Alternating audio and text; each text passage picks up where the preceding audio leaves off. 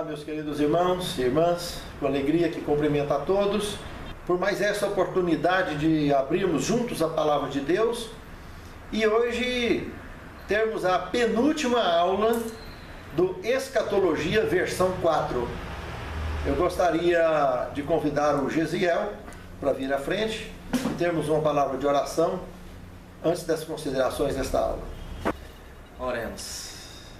Eterno Deus, nós louvamos o Teu nome pela oportunidade que o Senhor nos concede, como o irmão Rafael mencionou aqui, de reunir em Teu nome e abrir a Tua Santa Palavra. Amém. Nós agradecemos pelo dia que o Senhor nos concedeu, pelos afazeres no mesmo, pelos cuidados, a orientação e aqui agora, Deus, esse privilégio aqui nesse momento. Amém. Seja conosco aqui presente, seja com cada ouvinte realmente, que aonde quer que ele esteja, ele possa estar sendo iluminado pelo poder da Tua Palavra, pelo Teu Santo Espírito. Amém. Realmente a mesma possa assim, dar vida, dar sentido, dar esperança, dar fé, amor e assim confiança em Ti. Amém, Senhor. Perdoe nossos pecados, seja conosco em nome de Jesus. Amém, Senhor. Muito bem, nós vamos fazer uma revisão da aula 35. Uma rápida revisão para darmos sequência então na aula 36. Na aula 35 nós estudamos as prévias do milênio, nós analisamos o desfecho da crise final, da grande perseguição profetizada na Bíblia, que é o decreto dominical, e que não tem para onde correr. Está se tratando da terceira tribulação mencionada, então, nas profecias da Palavra de Deus, que duas já aconteceram, que foi a destruição a que levou à destruição de Jerusalém e a que levou o período de supremacia papal, a opressão contra os cristãos. E a última perseguição é essa profetizada, então, que nós estamos trabalhando já há várias aulas, conhecida então como o decreto dominical. O desfecho dessa crise final, nós vimos então na aula passada, envolvendo chuva serôdia, conclusão da pregação do Evangelho, terminou a pregação do Evangelho, o número de conservos irmãos que haverão de morrer como mártires, que o Apocalipse ficou claro nesse assunto, nós apresentamos isso na aula anterior, que atingiu um número que Deus vai dizer basta, não morre mais ninguém. E que, ao que tudo leva a crer, isso vai concluir em paralelo com a pregação do Evangelho, com a conclusão da pregação do Evangelho. Tudo isso estará acontecendo debaixo da graça. O alto clamor, então, de Apocalipse 18, de 1 ao 4, mostrando que Apocalipse 14, de 6 a 12, estaria encerrando, que as três últimas mensagens angélicas, pregando a todo o povo, tribo e língua, e o alto clamor agora dando o anúncio final: sai dela, povo meu. Caiu grande Babilônia, grande baderna religiosa do planeta. Sai dela, povo meu, para que não seja participante das suas pragas. Porque Deus se lembrou dos seus pecados, porque lá se tornou coito de ave e moradia de coito de todo espírito imundo e ave imunda, moradia de ave imunda. É o que está relatado em Apocalipse, capítulo 18, de 1 a 4. Sai dela, povo meu. Gente que está envolvida ainda com a embriaguez da antiga Babilônia. E essa mensagem serve para todos. Quem está dentro da igreja, quem está fora, pessoa que está embriagada com o vinho da Babilônia. De alguma maneira, precisa de acordar, de sair desse estado babilônico, que se não sair dele, infelizmente, será contado entre os perdidos.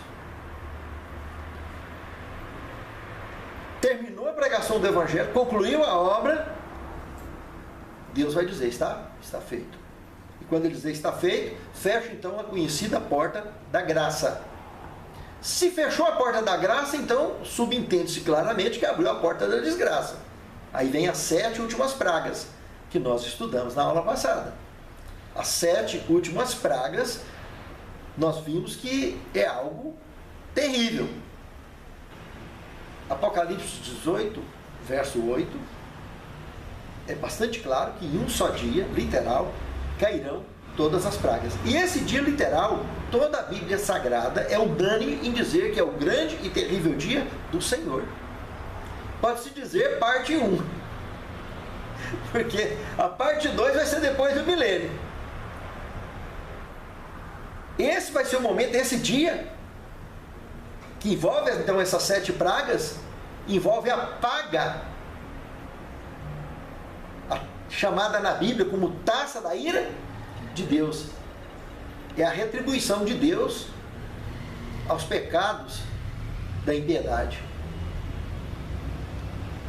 as iniquidades dos seres de todas as épocas, de todos os tempos que rebelaram contra Deus.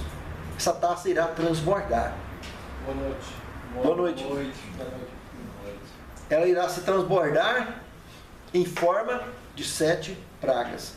E nós estudamos uma a uma as 7 pragas.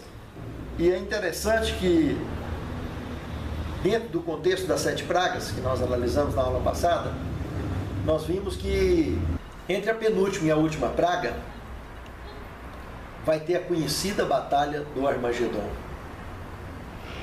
E vimos que a batalha do Armagedon não é algo tão superficial como tem sido avaliado por muitos estudiosos da Bíblia Sagrada. É algo bastante grave. Vimos no livro de Joel um encaixe perfeito para esse contexto e que vai ser algo realmente terrível, essa batalha do Armagedon. Mas uma coisa fica clara: nenhum justo será atingido por nenhuma das pragas e muito menos por batalha de Armagedon.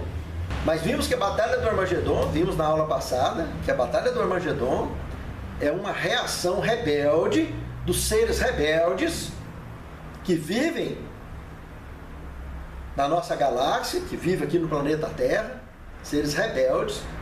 Nós vimos ali que um encaixe muito claro com um tipo de carro e de combate, de equipamento de combate que nós não conhecemos.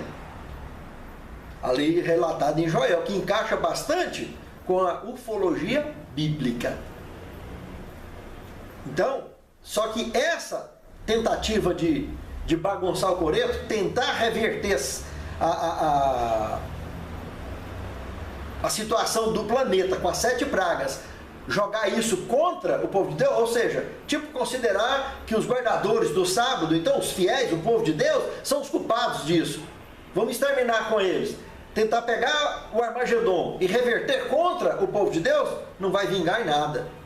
Porque a 7ª praga vem e põe ponto final na batalha do Armagedon. E destrói tudo que foi construído por mão de mortal sobre a face da terra. E segundo o contexto universal das pragas, claramente, como comentamos em aulas anteriores, nas aulas anteriores, aonde tiver mortal, vai estar acontecendo isso. Todas as 7 pragas, elas serão universais. Só não vai atingir o mundo que não tem pecado. Mas mundo que tem pecado, que aonde tiver mortal, vai estar levando. Não tem conversa. Porque esse é o caso da ira de Deus, e o assunto do pecado não começou aqui na terra. Começou aonde? No céu. No céu. E não foi eu que escrevi isso não, está na Bíblia. Então, a partir esse assunto das 7 pragas é um acerto de conta de Deus com todos os participantes ativos de quê? Do pecado. Então, precisa de enguiçar, porque o negócio está aí, é bíblico, não tem como correr. Uma questão. Sim, Josiel? Por duas vezes, realmente me deparei com a questão, né? Uma foi assistindo um programa de televisão, onde realmente surgiu uma pergunta ao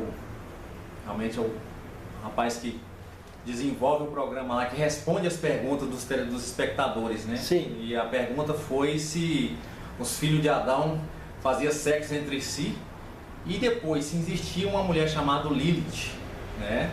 Ali no contexto do Éden, né? Então, e a segunda vez foi realmente a mesma pergunta, sobre Lilith. Agora, numa aula que eu tive aqui no Senai de um colega de aula, né, eu também não soube responder no momento. E o que o moço do programa respondeu? Ele assim, não entrou muito em detalhe, né? Ele realmente só falou que o DNA dos seres humanos na época não era tão ruim como os de hoje, né? Então, assim, eles faziam isso no passado lá, né? DNA. Muito bem. Nós temos na Bíblia Sagrada, na realidade, irmão Gesiel, isso é um assunto delicado e a Bíblia tem resposta. Só que a resposta que a Bíblia dá pode ferir a tradição religiosa e deixar o indivíduo numa saia justa. Mas verdade, a gente não tem que ter medo da verdade. A verdade, nós precisamos de trabalhar com ela de forma aberta. Tem 2 textos bíblicos que trabalham essa linha de raciocínio de maneira clara. Se você pegar Gênesis capítulo 20, verso 12, lá está dizendo que Abraão era irmão de Sara. Ou seja, isso nos remonta à ideia de que Abraão viveu 2000 anos antes de Cristo. Então, até 2000 anos antes de Cristo, essa prática era comum entre irmãos. E já entrando nos dias de Moisés, já veio as orientações que até de primos deveria evitar essa aproximação. Justamente pela questão do DNA, já estava dando problema demais. Nascia aleijado também? Agora, essa é uma linha de raciocínio, que eu estou mostrando que um personagem, que nós temos revelado na Bíblia, que praticou. Não podemos pegar isso e generalizar como se fosse um caso genérico aplicado desde lá então. Então nos resta um segundo raciocínio bíblico. Gênesis capítulo 6, verso 4. Ali está falando de 3 grupos de seres que viviam aqui na terra, em cima da terra.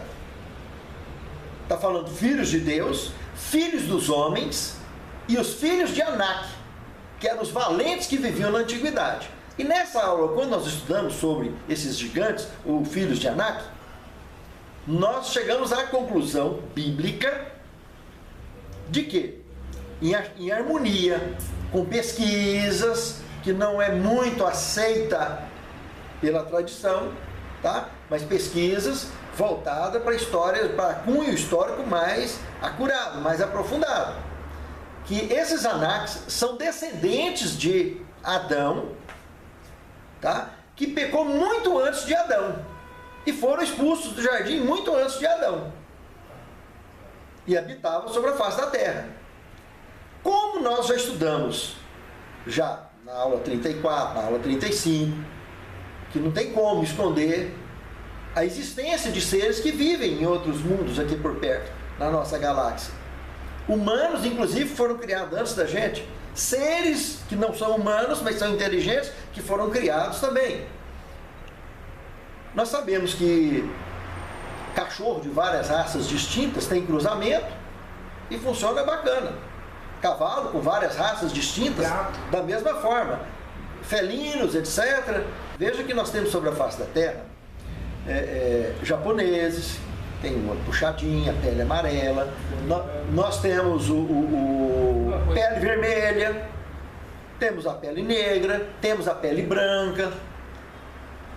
E nesses estudos a gente vê que tem seres no universo da mesma forma, então, que cor da pele não define semelhança com Deus. O que define é a aparência. O ser humano foi criado conforme a imagem e semelhança de Deus. E o nome Adão quer dizer pele vermelha, ou terra vermelha. Então, se Deus criou humanos em outros mundos, e que também caíram, que já vivem aqui na nossa galáxia, lá em Gênesis capítulo 6, de 1 ao 4, está mostrando esses 3 grupos. O que impede dos casamentos entre esses seres que tinham esse contato antes do dilúvio? Que afinal de contas ficaram pirâmides aqui, que até hoje não tem nenhum construtor que constrói, não tem nenhum arquiteto que faz. E ela resistiu ao dilúvio. Esses seres que viveram no passado, os nossos primeiros pais viveram milhões e milhões de anos. O que aconteceu daquele asteroide que bateu lá no México, nós estamos falando em 65 milhões de anos. Então nós estamos falando de um dilúvio que matou muito mais gente do que tem no mundo hoje. Então, esse raciocínio bíblico de Gênesis 6, de 1 a 4, em harmonia com pesquisas científicas, deixa uma lógica bastante sensata para responder essa questão. Muito mais do que ficar filosofando ou supondo coisas que não tem, levar a Bíblia para o livro de carochinha. O que faz as pessoas ter a Bíblia como livro de carochinha é justamente não ter a mente aberta para ouvir aquilo que está escrito lá dentro, com o peso que foi escrito. E nós sabemos que tem muitos livros que foram eliminados da Bíblia Sagrada. E Lilith, que você perguntou, no apócrifo de Enoque, eu tenho inclusive um exemplar desse aqui, aponta como sendo a esposa de Satanás, a esposa de Lúcifer, Lilith.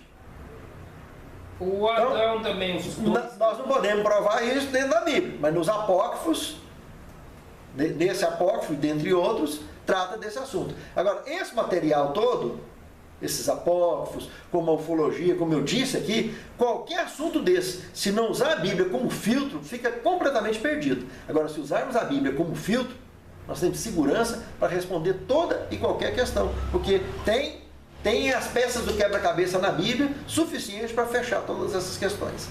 Ok? Ok. Quando o Caim saiu do jardim, depois levou a esposa dele para lá. É o mesmo caso. Ele teve alguma E ele já era adulto, porque ele era profissional. Nós já estudamos sobre isso. Então, quem era essa esposa? É verdade. Entendeu? Estava fora do jardim já. Isso aí é convivendo. Não tem como fugir disso. É só juntar as peças do quebra-cabeça. Muito certeza mesmo. Gênesis capítulo 4, verso 16 ao 18. Não tem como fugir disso aí. Então não adianta embaraçar na tradição, porque a Bíblia tem resposta. Agora, será que as pessoas querem ouvir isso? Está disposto a ouvir a verdade do jeito que ela é? Então é isso aí. E os dinossauros? Eles não falam na Bíblia não, né? Não, porque há 65 milhões de anos antes de Cristo, né? Eles foram extintos. Justamente porque ele que bateu. Um asteroide que bateu lá na altura do México, abriu uma cratera de 200 quilômetros de extensão.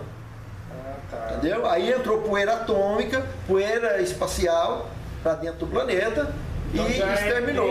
E começou o período de glaciação também, mas está lá nas aulas inicial. Aula 1, aula 2, do Escatologia, versão 4, trata disso. Na Bíblia tem também, falando sobre esses animais? Não, eu que estou acabando de dizer para você. A Bíblia foi escrita há 1500 anos antes de Cristo, por Moisés. Nós estamos falando há 65 milhões de anos. Então não trata desses animais, desse tipo de animal na Bíblia. Porque já não existia mais. Quando Adão pecou, já não tinha esse tipo de animal, não era mais comum. Tinha algumas raças que ainda tinha, morreu no dilúvio. Deus passou a regra no dilúvio. Entendeu? Mas isso aí não precisa de ir longe. Nós temos um museu aqui no Brasil que tem ossadas gigantescas montadas. Então não tem como correr disso. Aí não precisa da Bíblia falar que tem, porque está aí no olho de todo mundo. No mundo inteiro tem. Eles acharam esse dia. Pois é, não, tem mesmo. Que era voador. Muito bem, vamos então na aula de hoje. A aula de número 36, como eu disse, é a penúltima aula. E é muito importante que vocês fiquem bastante atentos nesse contexto. E a aula que vem, a aula de número 37, será a última aula do versão 4 do Escatologia. Lembrando que nós estamos tratando de escatologia, então tem assuntos que podem surgir com o tempo, entendeu? E quando surgir novidades, eu vou estar convidando vocês para vir dar sequência no Escatologia, versão 4. Uma aula, aparece uma aula daqui, uma aula dali, eu chamo vocês. Vocês vêm e os alunos que estão assistindo também na internet terão a oportunidade de acompanhar da mesma forma. No básico da Bíblia, nós já estaremos nessas próximas, na aula de hoje e na aula que vem, estaremos passando a régua dentro desse contexto do Escatologia, versão 4. Com o terremoto que precedeu a 7ª praga, vocês lembram que deu um terremoto que partiu a cidade de Roma em 3 partes, representando evidentemente a divisão da Grande Babilônia. conforme Apocalipse 16, verso 13. Vi sair da boca do dragão, da boca da besta, da boca do falso profeta, 3 espíritos imundos semelhantes a rãs. Então, o terremoto que veio na sequência desse contexto aí, partiu a grande cidade que representa a sede da grande Babilônia, aonde o dragão deu o seu trono para a besta. Partiu ela em 3. Então, isso é uma coisa lógica do ponto de vista teológico. Óbvia. Então, esse terremoto, que já tinha deixado, já na 5ª praga, tudo escuro, estava em trevas, abre então uma fenda nas nuvens, aonde tem uma claridade. Nessa fenda nas nuvens, não é na crosta terrestre a fenda, mas nas nuvens. A profetisa que morreu em 1915, a senhora Ellen G. White, comentando visões que ela teve desse contexto bíblico, do desfecho, o livro Grande Conflito, página 642, 644, 645. Ali ela comenta sobre essa fenda, faz muito comentário sobre essa fenda. Um comentário interessante que ela aborda lá, está em Apocalipse capítulo 11, verso 19, sobre a Arca do Testemunho, a Tábua dos 10 Mandamentos. Filmes de Hollywood que já foram feitos atrás dessa arca, confusão e tal, e está escondido não sei aonde, e aí na Bíblia está falando que ela está onde? No céu. Então não precisa se preocupar. Só olhar na Bíblia, não precisa de procurar o Hollywood. A gente já sabe onde ela está. Vai lá procurar. Vai ver se acha. Quem chega lá? Nós estamos falando do reino puro, perfeito. E aí, ela comenta nessas páginas que eu citei do Grande Conflito, que como aquelas mãos que escreveram na parede do palácio nos dias de Belsazar, neto de Nabucodonosor, vai aparecer uma mão mostrando essas tábuas para a humanidade aqui embaixo. E os ímpios, que ainda estarão vivos por ocasião da 7ª praga, a pedreira vem e vai destruir o que os homens fez. 7 pragas, elas vão cair e todo mundo vai provar esse cálice sem morrer. Isso tem que ficar claro. Mas com a 7ª praga, tudo que o homem construiu será destruído. Vai ficar arrasado. Mais os terremotos que virão e etc. Então, nessa fenda, quando for mostrada a Tábua dos 10 Mandamentos, vai ser um choque para todo mundo, para os ímpios, saber que a negligência deles levou eles a fazer o que eles fizeram, levou eles a serem vítimas da operação do erro e fazer toda a besteirada que fizeram. E agora estarão diante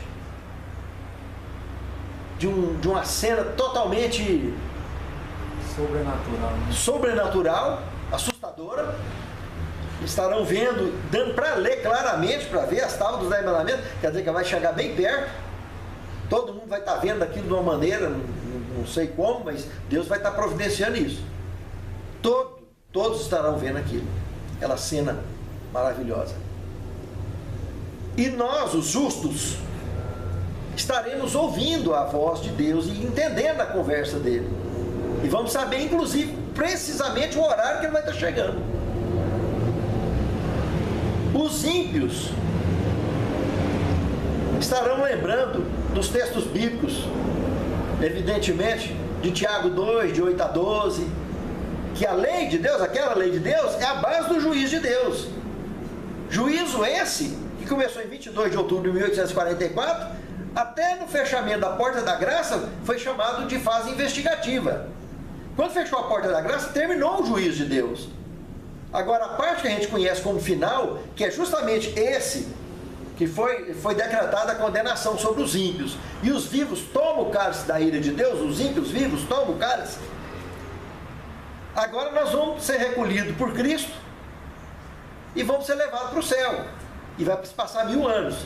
Nesse período, Deus estará nos envolvendo na decisão que Ele tomou com relação à condenação dos ímpios, que é onde o texto que eu citei na aula passada, sobre onde Paulo diz: não sabereis vós que haveremos de julgar até os anjos. Então todos os seres, quando ele falou isso aí, ele está falando de seres que foram criados muito antes da gente. E, inclusive, seres que ficou do lado de Deus, como Lúcifer e toda aquela equipe que foi lançada, que foi expulsa do céu. Aqui nesse contexto da fenda, imagina então que está tudo negro e tem uma fenda com um brilho. E nesse brilho nós estaremos vendo, inclusive, até o arco-íris da promessa, lá no fundo. Apocalipse, capítulo 6, verso 14 ao 17, é o restante do sexto selo que estará se cumprindo nesse momento dessa fenda.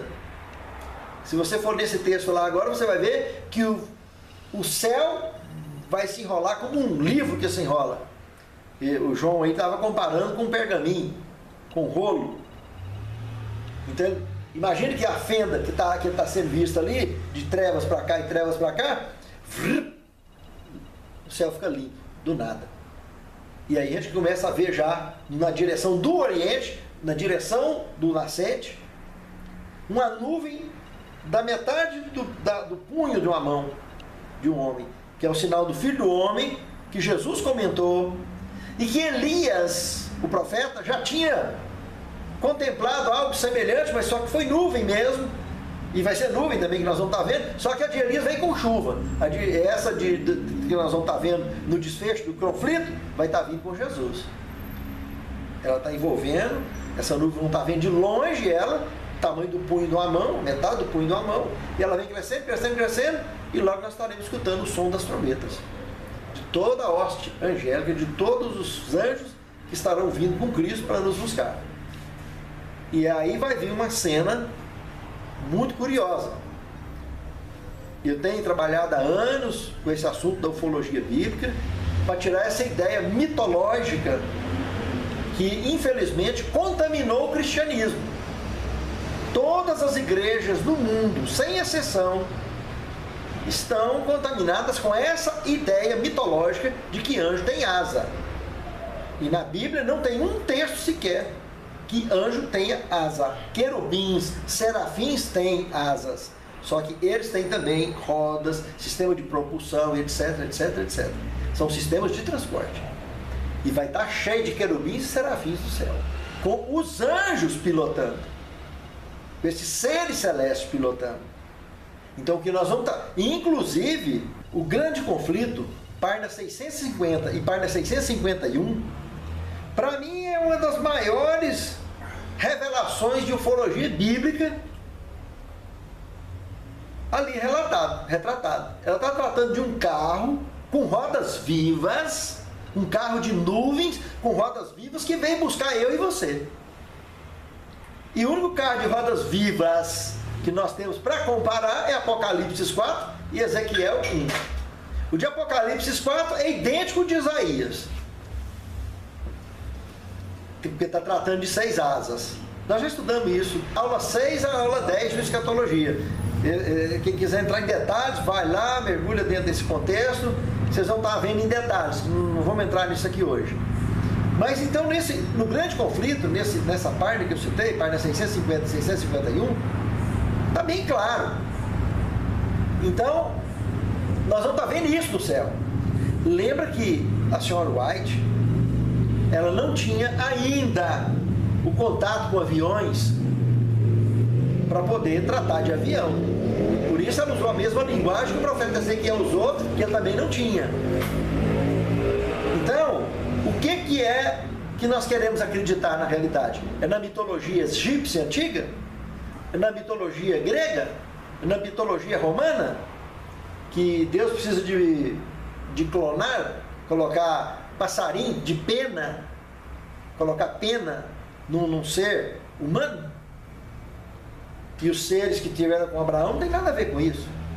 Estava lá comendo com ele, normal, chegou em Sodoma e Gomorra, ninguém está vendo nada de asa. E agora falar para mim que o anjo, se quiser virar toco, se quiser virar passarinho, não. Na metamorfose, não. Isso aí fica mais feio ainda. Nós estamos falando de Deus criou um ser que ele tem poder, mas é como tal.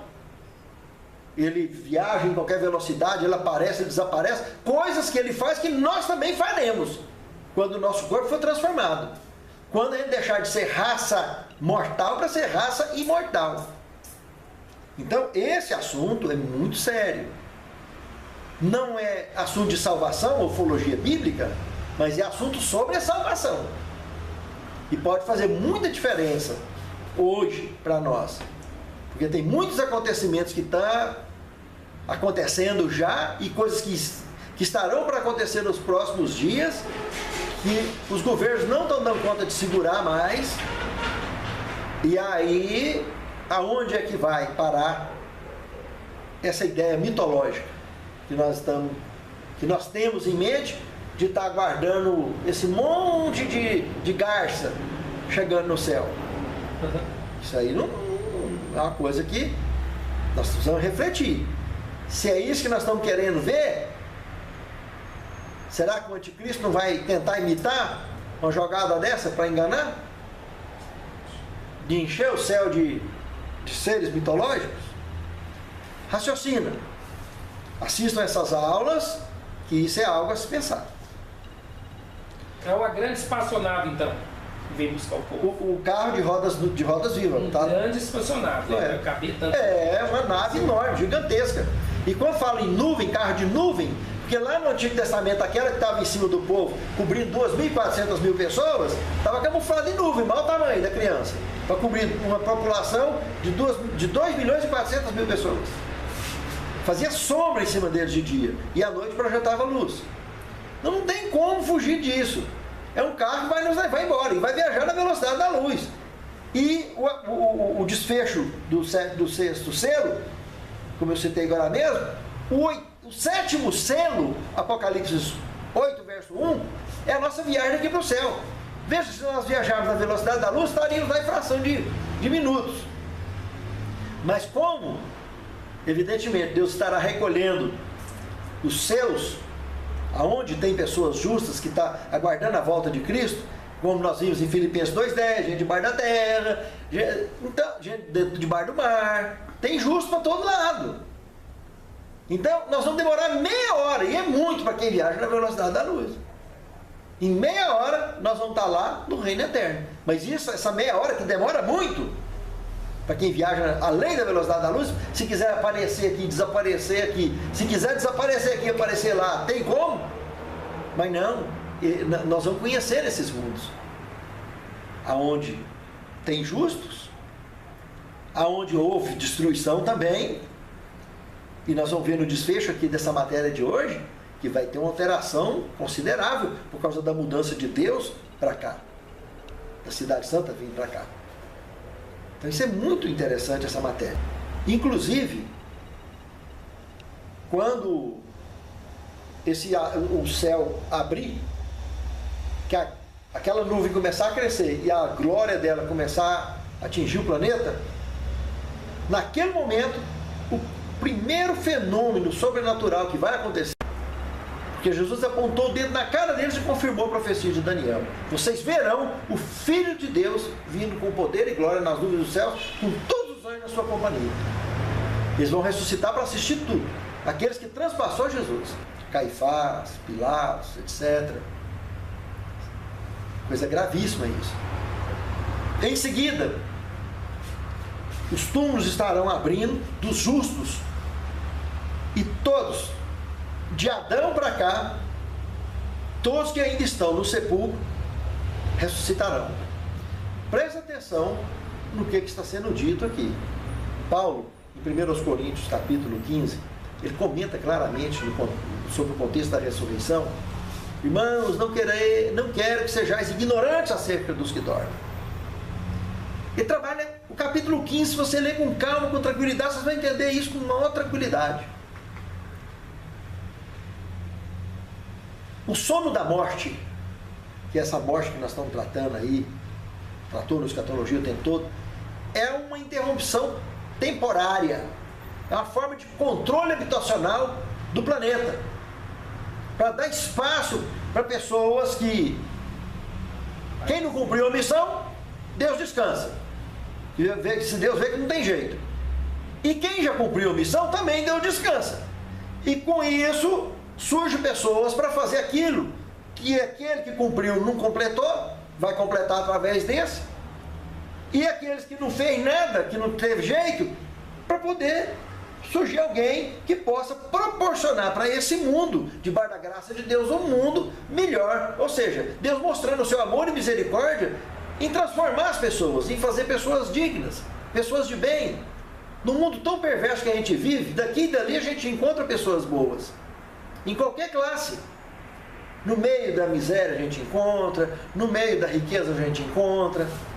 E isso deixa a gente sempre impressionado, quando a gente percebe que encontra uma pessoa que tem brilho no olhar, tem brilho no coração, tem brilho na alma, pessoa digna, pessoa de bem, principalmente se ela serve a Deus. Isso é muito gostoso, é gratificante. Então, o sono da morte é o controle habitacional aonde tem mortais. Isso é muito lógico. É muito lógico. Controle habitacional do planeta. Então, nessa chegada de Cristo, os justos vão receber antecipadamente, como Enoque recebeu a imortalidade, como Moisés recebeu a imortalidade, como Elias recebeu a imortalidade. Eles vão receber antecipadamente, mas ainda estará dominando a morte. Por quê? Porque aqueles ímpios que ressuscitaram, que transpassou Jesus, vai morrer de novo.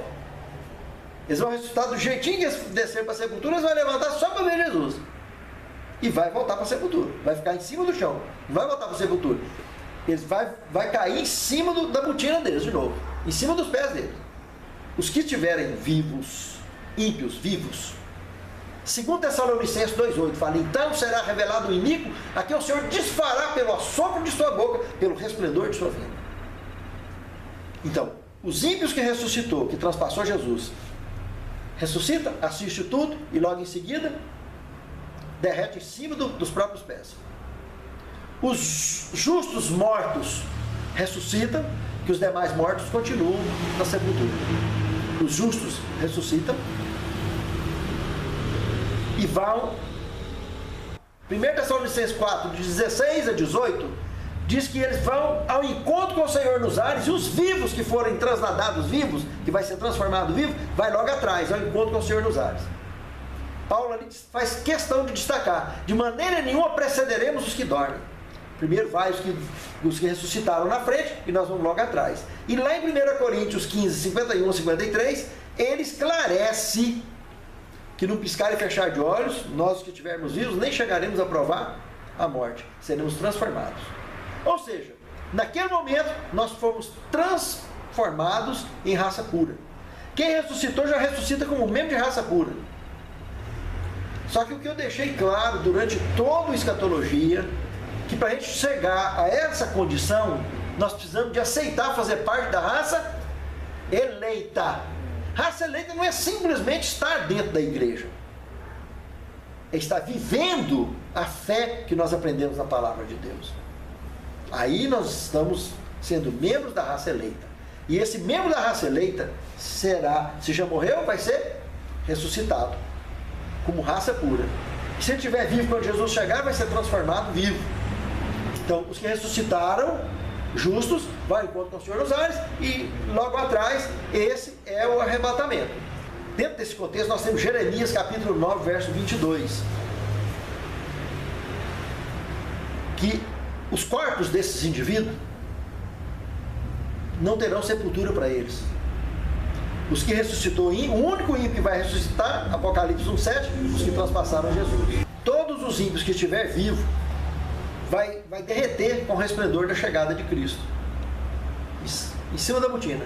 E Jeremias 9:22 fala que eles vão ficar igual estrume sobre a face da terra, sem ter sepultura para eles. Aí quando nós lembramos os textos de Mateus capítulo 24, verso 31, Cristo então mandou seus anjos reunir nos quatro cantos da terra os seus escolhidos. É o que Jesus revelou em Mateus 24, 31.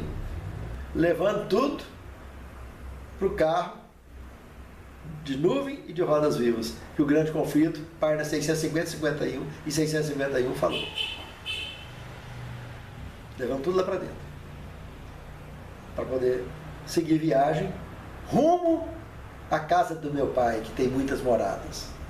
Então vamos só relembrar, abrir Apocalipse, abre a Bíblia em Apocalipse capítulo 20, de 1 ao 6, para trabalhar essa parte do milênio, do grande e terrível dia do Senhor, até nesse ponto aí. Faz a leitura, Gesiel, por favor. Então vi descer do céu um anjo, tinha na mão a chave do abismo e uma grande corrente. Ele segurou o dragão, a antiga serpente, que é o diabo, Satanás, e o prendeu por 1000 anos. Lançou-o no abismo, fechou-o e pôs selo sobre ele, para que não mais enganasse as nações até se completarem os 1000 anos. Depois disso, é necessário que ele seja solto pouco tempo. Por um pouco de tempo. Vi também tronos, e nesses sentaram-se aqueles aos quais foi dada a autoridade de julgar. Vi ainda as almas dos decapitados por causa do testemunho de Jesus, bem como por causa da palavra de Deus, tantos quantos não adoraram a besta, nem tampouco a sua imagem, e não receberam a marca na fronte e na mão, e viveram e reinaram com Cristo durante 1000 anos. Só comentando um pouquinho antes de você concluir sua leitura, vocês perceberam que quando o dragão for preso, então iniciou o milênio, o anjo chegou e prendeu ele, ele foi para a solitária. Então, durante o milênio, nada. Ele não faz mais nada durante o milênio. Isso aí a Bíblia é bastante clara. A escatologia, já houve versões antigas em que, até o livro original que eu escrevi, a gente trazia essa ideia de que ele pudesse ter reconstruído o planeta durante o milênio. Mas não. Pelo contexto bíblico, ele não tem como fazer nada durante o milênio. Está encerrado o assunto. Porque ele estará vivo, está bem claro aí, durante mais 1000 anos. A Bíblia é bastante clara nesse contexto. Agora, aí não mostra outros participantes vivos da impiedade. Mas nós vemos ele. Ele estará nessa prisão, onde quer que ela seja, ele estará preso. Ele não tem como fazer nada. E aí a visão paralela que o profeta... O detalhe. O verso 3, o final do verso 3, falou que depois que terminar o milênio, ele vai ser solto por um pouco de tempo. E que vai voltar a enganar as nações. Aí que o bicho vai pegar. Porque esse é o período que ele vai ter de tempo, esse pouco de tempo, para quem tem o conhecimento da tecnologia que ele tem, e que esses seres têm, se imaginar que esse pouco de tempo é 1260 dias, ou 3 anos e meio, puxa vida, eles conseguem reconstruir o planeta. Nós não vimos lá, os japoneses, por exemplo, conseguiu, em pouco tempo eles refazem uma cidade inteira. Aqui no Brasil, infelizmente, para fazer um viaduto, às vezes demora uns 30 anos, né? Mas é outro tipo de problema que tem por aí. Mas quando tem honestidade, quando tem vontade política, né? Porque dinheiro tem, equipamento tem, maquinário tem, né? Mas a vontade às vezes não tem, né? E principalmente vontade de ser honesto. E agora vocês imaginam se nós estamos falando de tecnologia que nós não conhecemos, nós não temos noção. As mesmas que fizeram há mais de 2000 anos antes de Cristo, as pirâmides, que até hoje não tem ninguém que faz. Então, gente que uma pirâmide daquela leva o neném para eles fazerem. Então, eles têm tecnologia avançadíssima. Então, nesse pouco de tempo, será reconstruído o planeta. Esta é a teoria bíblica. É o que a palavra está apresentando. Planeta Terra. Depois do milênio, planeta Terra. Porque no final do milênio, você vai continuar a leitura, vocês viram aí também do verso 4, que ele acabou de ler, no verso 4 de Apocalipse 20, que os justos participaram durante o milênio desse juízo, que então agora Deus está chamando de juízo final. Deus concluiu a parte dele, condenou, e Deus agora envolve esses seres que foram transformados em raça pura, para poder julgar onde vai acontecer o que Paulo falou. Vamos estar julgando inclusive os anjos que caíram, que foram condenados. Nós só vamos estar julgando condenados, nós não vamos estar julgando salvo. Salvo está salvo, acabou. Não tem conversa de salvo mais ali. Ninguém vai passar constrangimento de nada ali mais. Agora, os ímpios que ficaram aqui, dos anjos para baixo, todos os seres, nós estaremos julgando durante o milênio. Para ter a certeza absoluta, a convicção na nossa mente da misericórdia e do amor de Deus. Para não ter mais dúvidas sobre isso, jamais. Terminou isso, o milênio. Olha o que está escrito aí. Antes de concluir o milênio, o que o texto bíblico fala aí no verso 5 e 6? Os restantes dos mortos não reviverão até que se completassem os 1000 anos. Está bem claro aí, ó, não vai reviver ninguém até que se complete os 1000 anos. Esta é a primeira ressurreição. Bem-aventurado e santo é aquele que tem parte na primeira ressurreição. Sobre esses, a segunda morte não tem autoridade. Pelo contrário, serão sacerdotes de Deus e de Cristo e reinarão com ele os 1000 anos. Então, vocês viram bastante claro aí, que aí está falando primeira e segunda morte. Primeira morte é essa do sono da morte que nós estamos falando. A segunda morte vai ser depois do milênio, que é o que o texto vai falar. Agora nós vamos continuar lendo aí, vocês vão ver. Então, a segunda morte não tem conversa. Então, a primeira morte é o sono da morte. Aqueles indivíduos que ressuscitou, que transpassou a Cristo, a teologia chama de ressurreição parcial. Porque é um grupo que não está envolvendo a maioria, é um grupo especial. Porque Daniel falou, Jesus confirmou, e João também, no Apocalipse capítulo 1, verso 7. Que esses indivíduos vai ressuscitar. Então, esse vai ser serão as únicas exceções de ímpios que vai morrer 3 vezes. Morreu no dia deles, vai ressuscitar de novo para ver tudo, e vai morrer de novo 2 vezes, e vai passar pela segunda morte, que para eles é a terceira. No final. Mas essa segunda morte é a morte da alma e do espírito, então? Vamos entrar nele, vamos lá.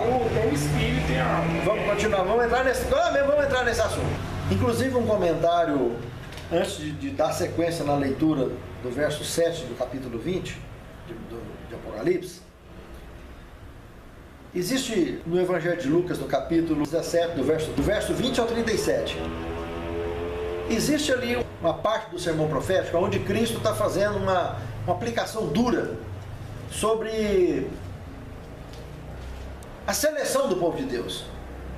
E ele faz umas ilustrações muito fortes ali, comparando com o dilúvio, comparando com a mulher de Ló. E aí ele mostra, exemplificando no próprio Ló, na família dele, que teve divisão de lares. Quantos e quantos parentes de Noé não entrou na arca? Filhos, netos, bisnetos. Só entrou 3 dos filhos deles. Entende? Quantos netos e bisnetos e trisnetos e tataraneto não entraram? E Ló, a mulher já estava fora de Sodoma e Gomorra, já era para estar longe com ele, resolveu olhar para trás e ficou. Aí Jesus faz uma aplicação dura, usando uma linguagem figurativa para dar um choque nos lares cristãos, para ver se todo mundo vai junto. E falava, tinha 2 no moinho trabalhando, uma vai e outra fica. Tinha 2 no campo, um vai e outro fica. Ele não quis em momento algum aplicar esse contexto de forma literal, a dizer que todos os lados vai dividido. Não, de forma alguma. Aí algumas religiões inventaram a teoria do arrebatamento, que faz até adesivo, foi nos carros. Cuidado que esse carro pode ficar à deriva a qualquer hora. E o motorista foi arrebatado. Então tem essas coisas ridículas por aí, a gente vê, infelizmente. Mas tem que respeitar. É a forma que a religião usou para pregar o arrebatamento. Mas arrebatamento tem nada a ver com isso. Arrebatamento, a gente está aqui na terra e foi ser arrebatado ao céu. Mas não vai sair desaparecendo gente daqui e dali, não. Vai ao encontro com o Senhor nos ares. Jesus falou bem claro em São Mateus 24, 31, que ele ajuntará nos 4 cantos da terra. Agora ele está dando um choque, comparando com a mulher de Ló, comparando com o dilúvio, que vai ter muito lar dividido, sim. Que é a ideia principal desse destaque do sermão profético feito pelo evangelista Lucas. Tá? Agora, o verso 7, que explica o final do verso 3, que é o pouco de tempo, que termina. Então, terminou esse pouco de tempo, o verso 7, de cara mostra o quê? Que ele foi solto da prisão. Então, o que ele foi solto da prisão? Deus está lá no céu. Terminou o milênio. Todo mundo já está tranquilo. Esse pouco de tempo que vai ter, seja ele 3 anos e meio ou não, ou mais ou menos, todo mundo descansou do trabalho com relação ao juízo dos ímpios. Mas aí Deus vem cá, terminou o milênio, Deus vem aqui de novo. Então Cristo está vindo pela 3ª vez na terra. Vai vir aqui e ressuscita todos os ímpios. E solta, liberta, dá uma condicional para Satanás. E ele vai ser visto a olho nu. Aí sim, nesse pouco de tempo, olha o que acontece aí, verso 7 em diante. Do verso 7 e 8. Quando, porém, se completarem os 1000 anos, Satanás será solto da sua prisão e sairá a seduzir as nações que há nos 4 cantos da terra, Gog e Magog, a fim de reuni-las para a peleja. Olha aqui. Que nações que tinha se estava tudo destruído? Então ele vai ter que construir essas nações para enganar essas nações. O contexto bíblico é bastante claro. Não tem como. Na mesma hora ali. Não tem. E aí nós estamos falando de quê agora? E ele vai tentar fazer o que ele sempre fez, o que ele é bom mesmo, que é mentira. Vai mostrar que ele é o bambambam e Jesus, evidentemente, é o destruidor. Ele conhece a Bíblia como ninguém. Vai mostrar Zacarias, capítulo 14, verso 4, aonde a cidade santa aonde mostra o endereço, o ponto geográfico onde vai descer a cidade santa, que é lá no Monte das Oliveiras. Ele vai partir no meio, metade vai para o norte, metade para o sul, ela vai descer ali. Ele já sabe, ele vai mostrar em forma profética, ó, eu sei aonde ele vai descer ali. Ó. Então, quando fala Gog e Magog, nós estamos falando de extensão e expansão. Ou seja, ar, terra e mar. Vai vir exército preparado, habilitado, dentro desse pouco de tempo, ele não só reconstruiu esses planetas, ou onde quer que haja planetas do gênero, o fato é que ele sabe que aqui vai ser o desfecho do conflito. E o que ele quer? Se ele já sabe que ele está perdido, o que ele quer? Ele sabe que ele está vivo até hoje. À custa de quê? Se ele comeu o que ele comeu da árvore da vida, deu a vida que para ele teve, deu a longevidade que ele teve, ele sabe que lá em Apocalipse 22, de 1 a 5, está bem claro lá que tem 2 árvores. Juntou do jardim daqui com o jardim de Deus, quando antes do dilúvio o jardim daqui foi levado para o céu, de um lado e do outro do rio. Se com a visita em uma árvore que ele comeu, tanto que comeu, ele tem longevidade até hoje, e vai ter 1000 anos depois que Jesus voltar, ele vai para lá, ele está focado naquelas árvores da vida. É por isso que ele vai batalhar e ele vai mostrar isso para todos os ímpios. Vai ser visto como um grande general, como um grande presidente, um grande rei. Esse é o anticristo? Esse é o demônio. Vai ser visto a olho nu. No anticristo são os líderes religiosos, né? Representados por bestas, etc., que vai promover perseguição. Esse é o diabo em pessoa, certo? Ele vai ser visto como um grande líder. Ele é anticristo também, evidente, toda a vida foi. Só que o anticristo que a Bíblia está falando são seres humanos como nós, líderes religiosos que ocupam essa posição de ensinar mentira para o povo, enganar o povo. E arrasta multidões. Entende? Agora do verso 9. Você leu até o verso 8, não foi? Lê do verso 9 ao verso 15. Aí agora, nessa leitura que o Gesiel vai fazer, nós vamos abrir um parênteses aqui para passar uma régua naquela pergunta que você fez, que encaixa também com uma indagação que uma aluna, um ouvinte do canal lá na Alemanha, a Cristina, ela me pediu um estudo específico sobre isso. E esse assunto já tem ele no Escatologia, mas hoje vai estar passando a régua aqui também, porque está claro, ela é sobre a questão de inferno e etc. Lê para nós para ele passar a régua nesse contexto. Eu vou estar interrompendo vocês para ir esclarecendo no passo a passo. 9 e 10. Marcharam então pela superfície da terra e sitiaram o acampamento dos santos e a cidade querida.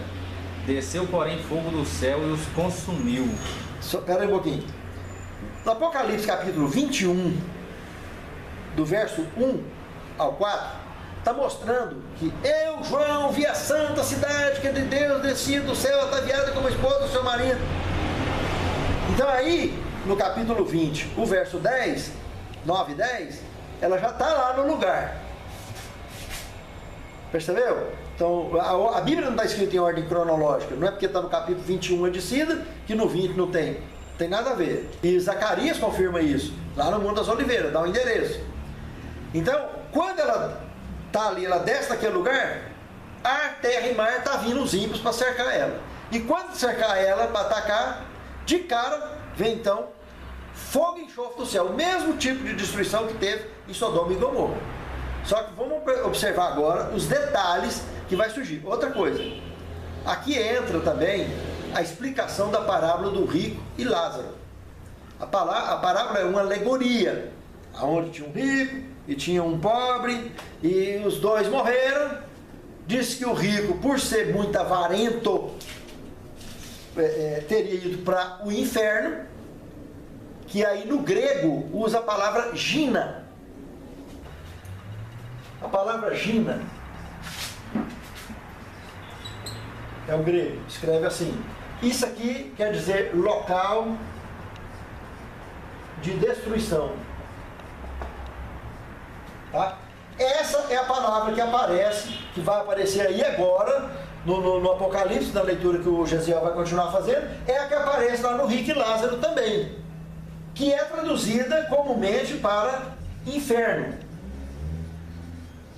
O inferno é esse que tantas religiões acreditam, que Deus manda as pessoas para esse lugar e fica queimando a vida inteira lá. Um Deus de amor e misericórdia. Pensa se pode um negócio desse. Então, esse lugar de destruição que tem na parábola do rico e Lázaro está representando exatamente esse contexto. Ali ele está colocando a cidade santa do Monte das Oliveiras e o resto em volta tudo pegando fogo. É verdade, tem um vulcão. Porque nós estamos falando de uma parábola, é uma alegoria. Pronto, então está ali o seio de Abraão, com os justos, né, representados pelo pobre Lázaro, e os ricos representando então os ímpios, não que tenha a ver a riqueza com isso, o caso específico da parábola, tá? Então que não tem como. E ainda fala do abismo que tem entre eles. Nem se quisesse não tinha como um passar para lá ou outro para cá. Acabou. Então ali agora é ponto final. As outras parábolas, nós vamos observar aí no desfecho da leitura, que tem mais duas palavras dentro desse contexto, no grego, que é o tártaros, que quer dizer escuridão, também traduzida por inferno. Essa tártaros, 2 Pedro 2,4. Está usando essa expressão, que Deus não poupou os anjos lançando eles da cadeia de escuridão. Então, é inferno. Só que é cadeia de escuridão. Já não é mais a conotação de local de destruição, como acontecerá no caso do que nós vamos ler aí agora. Que esse fogo que destruiu Sodoma e Gomorra, que foi uma conotação do gênero. Fogo eterno. E a outra é Hades. Essa quer dizer sepultura. Essa aqui, Hades, no grego, que quer dizer sepultura, que também é traduzido para inferno, inclusive no credo católico, que fala que Jesus desceu ao Hades, ou desceu à mansão dos mortos. Então, na realidade, era traduzida para inferno. Então, essa aqui, a conotação paralela dela no hebraico é a palavra Sheol. Essa aqui também é traduzida por inferno, sepultura, que inclusive os judeus atribuem como Sheol também, alguns religiosos judaicos, a religião judaica, como sendo uma espécie do purgatório católico, a mesma coisa, um lugar que o indivíduo vai para purificação. Só que no caso do judeu, ele purifica mesmo e pode ir para o céu dali para frente. Mas já no purgatório católico que eles ensinam, ali é uma parada antes do inferno, para descer. Então, esses três contextos, agora o Gesiel vai ler para nós. Vamos observar agora a leitura, que vocês vão conseguir encaixar todo esse cenário que eu apresentei no quadro aqui agora. Do verso do 10 ao 15. Ok.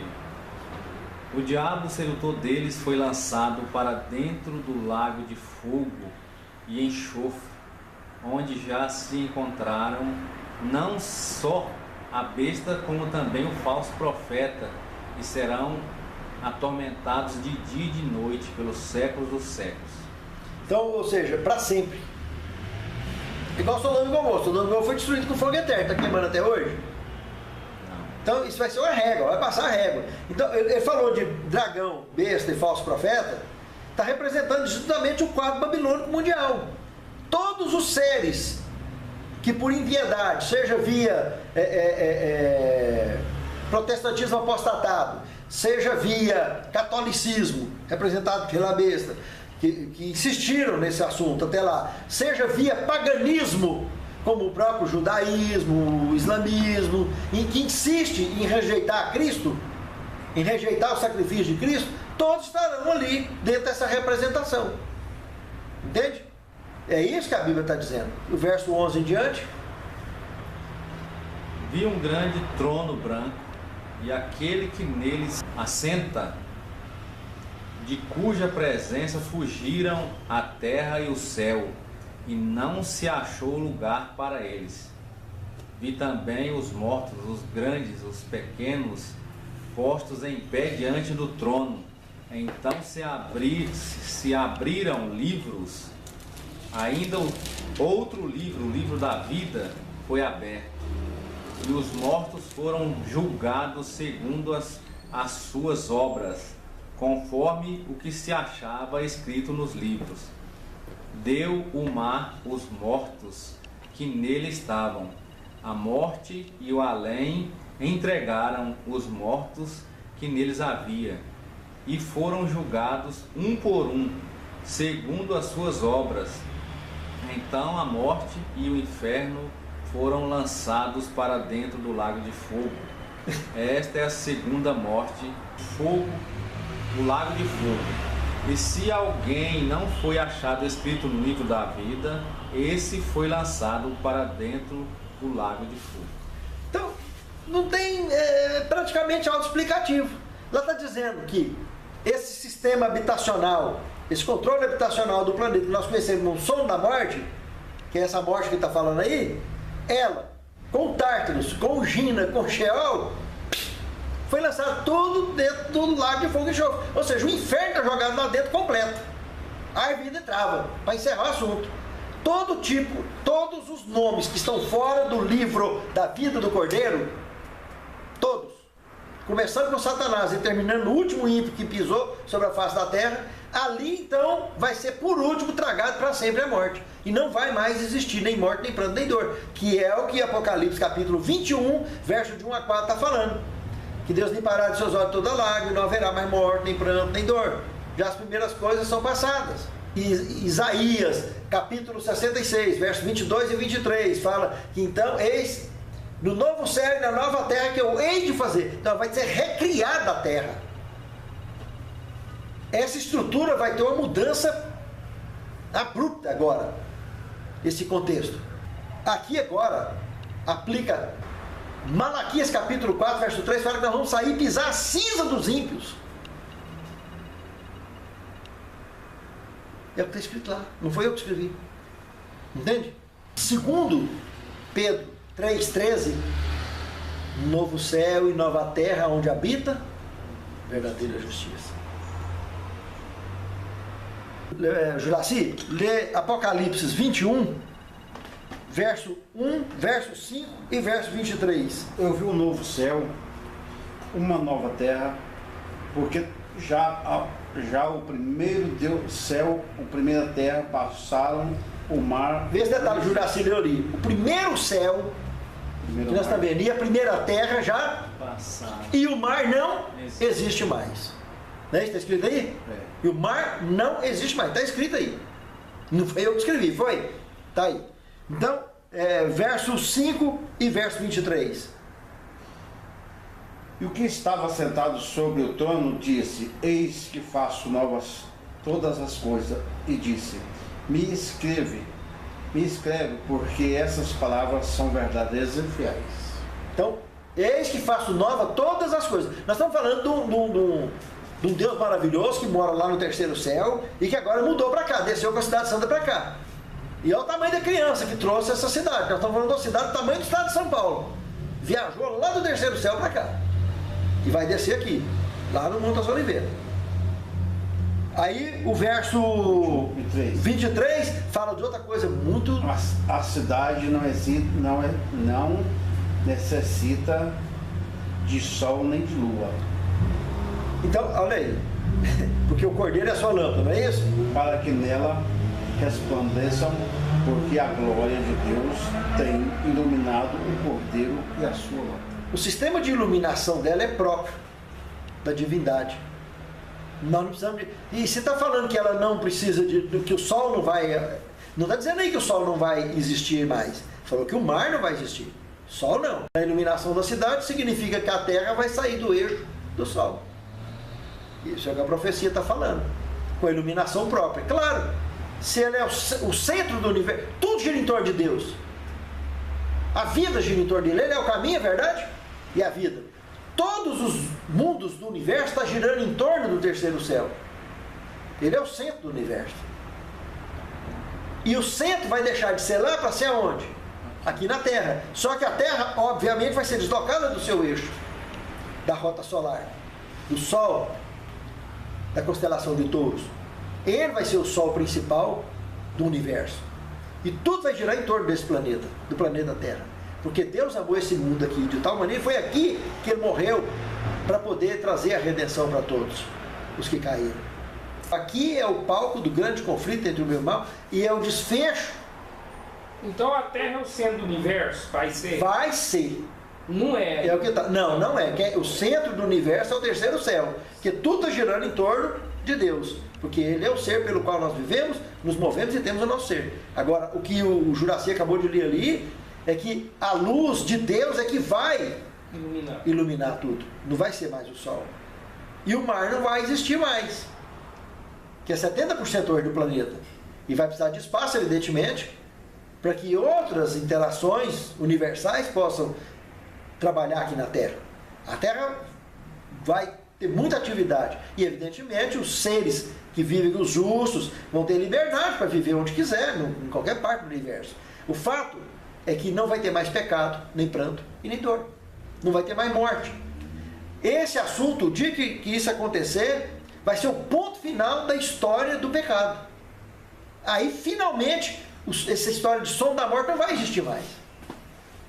Porque Deus fez uma seleção em todo o universo, aonde botou ponto final na questão do pecado. E aí é só crescer, crescer, crescer, universo, e pronto, e vida eterna. E glória a Deus para isso. E todos nós estejamos lá. Eu gostaria agora de finalizar essa doutrina bíblica chamada milênio, porque, infelizmente, a maioria das pessoas e dos estudiosos ensinam errado essa doutrina. E precisa ter uma clareza sobre isso. Veja bem. Aqui está o quadro do milênio. Nós estamos falando aqui do milênio. nós vimos que ele começa com o grande e terrível dia do Senhor, aqui, onde acontece tudo que nós estudamos, na aula passada e nessa aula. Aí, daqui nós vamos para onde?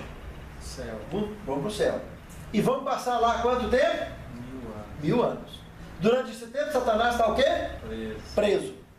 Só que aqui aparece agora esse pouco de tempo,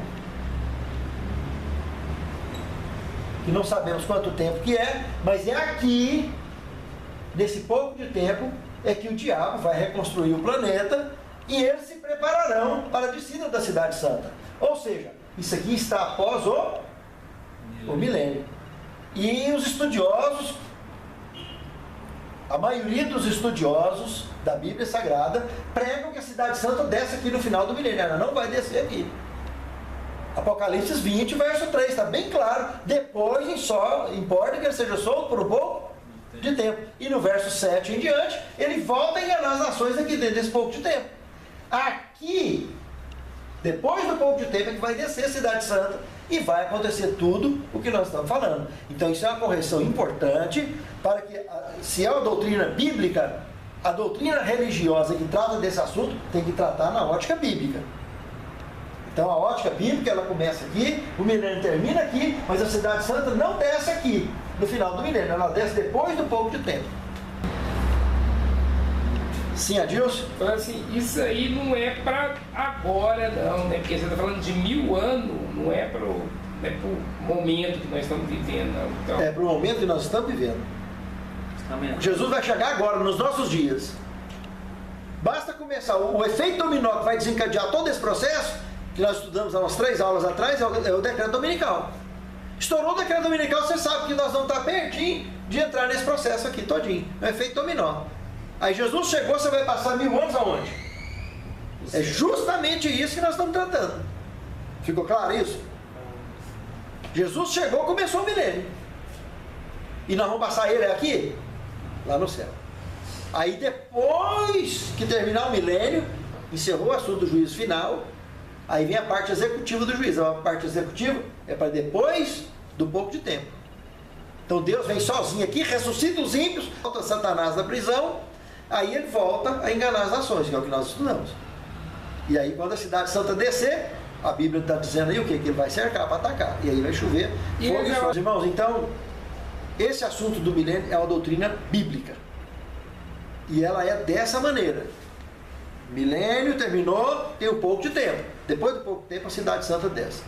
Que Deus abençoe a mim e a você, aos nossos lares representados, para que naquele grande dia que Jesus chegar, nós, os nossos lares, estejamos preparados para irmos ao encontro com o Senhor nos lares. É o meu desejo, a minha oração. Vamos ficar de pé e encerrar a oração?